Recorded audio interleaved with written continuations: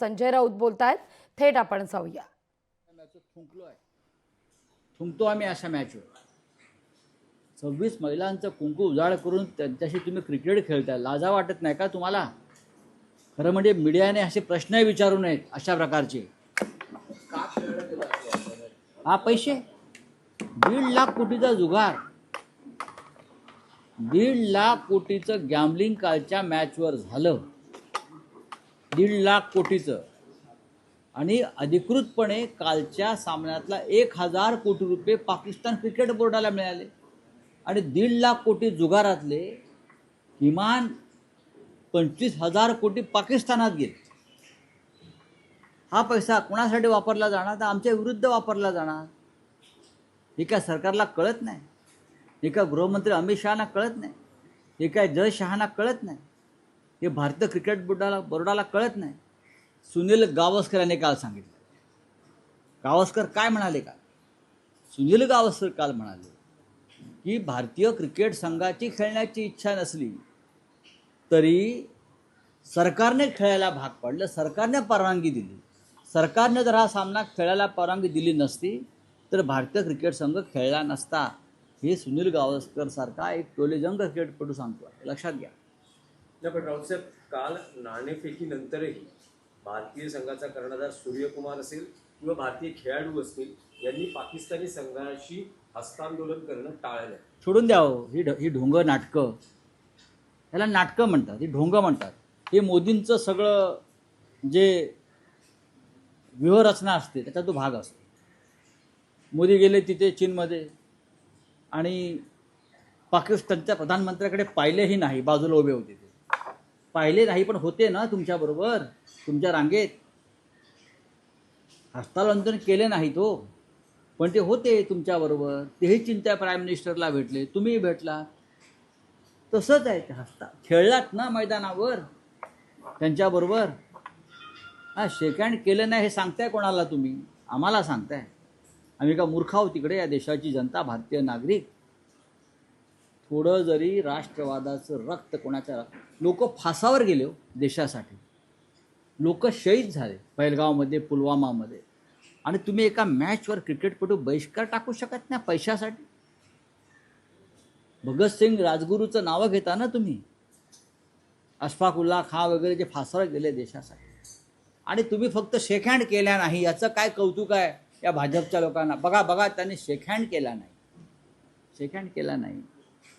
हा काय उत्तर झालं का? पेलगामच्या शहीदांचं कुंकू पुसलं महिलांचं, आणि त्यासाठी हां नाचक्की केली काल देशाची. राऊतसाहेब, या सामन्यावरून तुम्ही भाजप, शिंदे शिवसेना यावर मी कोणावरही टीका टिप्पणी करत नाही. शिंदे शिवसेनेच्या अरे सोडून द्यावं. मुलीवरही हे आहेत बघा. असं आहे की एकनाथ शिंदे असं बाळासाहेब, ते कोण विचारणार?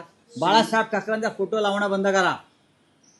एकनाथ शिंदे विचारतायत म्हणून तिथे काही घडत नाहीये.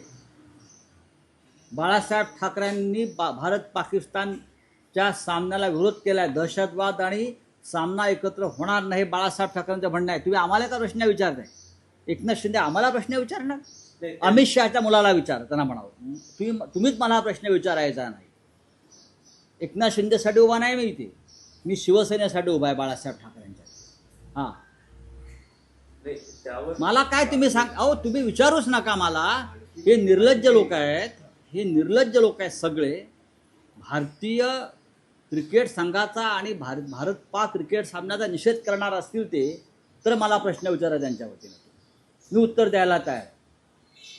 तुम्ही तिथे अमित शहाचे बूट चाटणार, तुम्ही जय शहाच्या पालख्या वाहणार, तुम्ही भारत पाक क्रिकेट सामना घरी बसून बघणार. हां, आणि तुम्ही आम्हाला आमच्या राष्ट्रवादावरती प्रश्न विचारणार? मीडियाने सुद्धा हे गांभीर्याने घेतलं पाहिजे. लक्षात घ्या. बोला. राऊतसाहेब, आणखी एक राज्यातला विषय आहे की जे एकूण जातीपातीचं राजकारण सुरू आहे त्यावर शरद पवार असं म्हणतात की राज्यातली सामाजिक ऐक्याची वीण उसवली जाते, चिंता व्यक्त केली आहे. तर दुसरीकडे देवेंद्र फडणवीस जे राज्याचे मुख्यमंत्री आहेत ते म्हणतात शरद पवारांचं हे विधान म्हणजे एक्सला वायला एक्स सारखं असं असतं. मग मोदी काय करतायत? अमित शहा काय करतायत?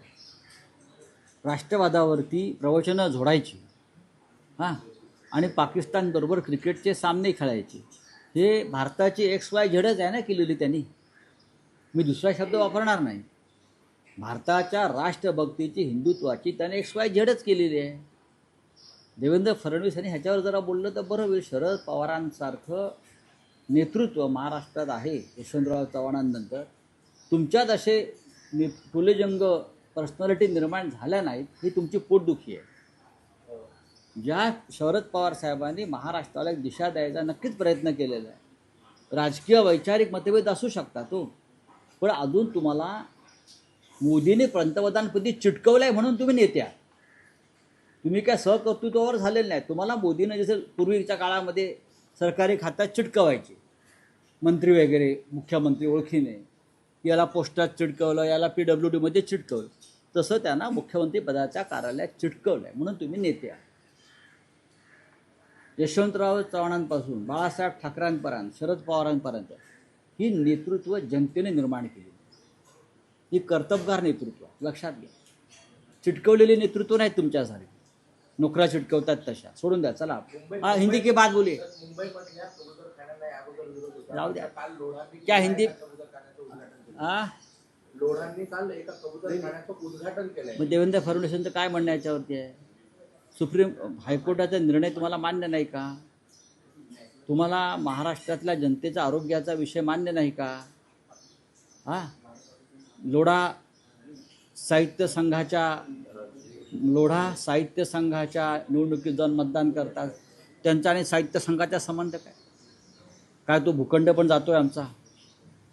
मुंबईतल्या प्रतिष्ठित ज्या मराठी संस्था आहेत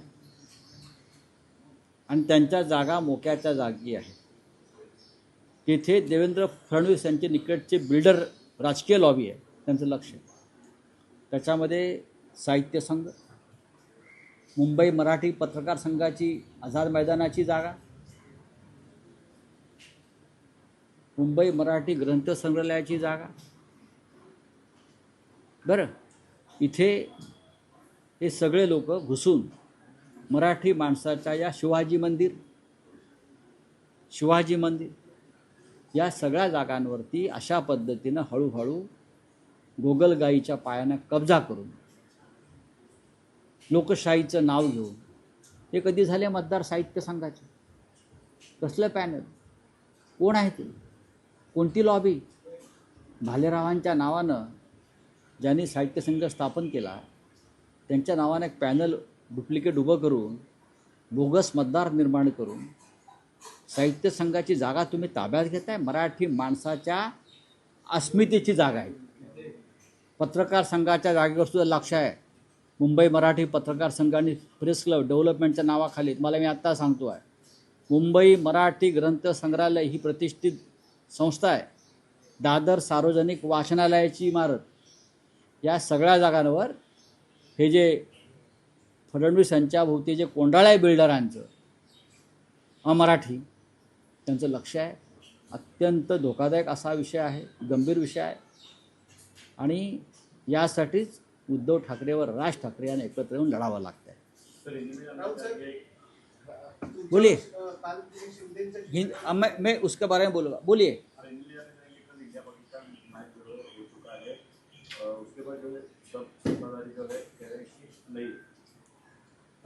कल इंडिया पाकिस्तान जो मैच हुआ उसका विरोध यहाँ पर जमकर शिवसेना ने किया, पर ये मैच हुआ इंडिया जीते. मैच हुआ, ये सरकार की निर्लज्जता है.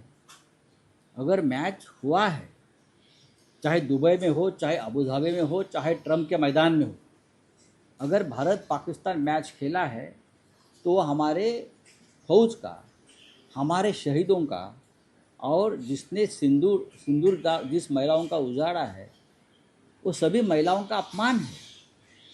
उससे मैच खेलने से क्या सिंदूर वापस आएगा? क्या होगा मुझे बताइए. कल की जो मैच हो गई भारत पाक, उससे 1000 करोड़ रुपया पाकिस्तान क्रिकेट बोर्ड को मिला है. आपको मालूम है 1.5 लाख करोड़ का कल गैम्बलिंग हुआ है इस मैच पर. पूरी मैच फिक्स थी. ये सटोड़िया थे, जो गैम्बलर्स थे, वो पूरी मैच फिक्स थी. 1.5 लाख करोड़ का कर गैम्बलिंग हो, उसमें से 50,000 करोड़ पाकिस्तान में गया. आप लोगों ने जो ऑपरेशन सिंदूर से पहले IMF क्या इंडियन मॉनेटरी फंडिंग का जो एक संस्था है, वर्ल्ड बैंक है, आपने कहा था कि पाकिस्तान को किसी प्रकार से लोन मत देना। एशियन डेवलपमेंट बैंक को आपने कहा कि पाकिस्तान को लोन मत देना। क्यों? ये पैसा पाकिस्तान टेररिज्म में इन्वेस्ट करेगी, फंडिंग करेगी। तो कल जो पैसा मिला है भारत के माध्यम से, कल तो मोदी जी ने पैसा दिया उनको, अमित शाह के बेटे ने पैसा दिया पाकिस्तान को, गृहमंत्री ने पैसा दिया पाकिस्तान को। वो पैसा कहाँ जाएगा फिर? वो पैसा भी टेररिज्म में आएगा ना। तो ये निर्लज्जता है जिस तरह से कल पाकिस्तान के साथ मैच को खिलाया गया। खेलने 4 कोटी पाकिस्तानला मिळाले। कालच्या सामन्यावरून खासदार संजय राऊत संतापलेले आहेत। हे पैसे पाकिस्तान भारताविरोधात वापरणार असं देखील संजय राऊतांचं भाकीत आहे।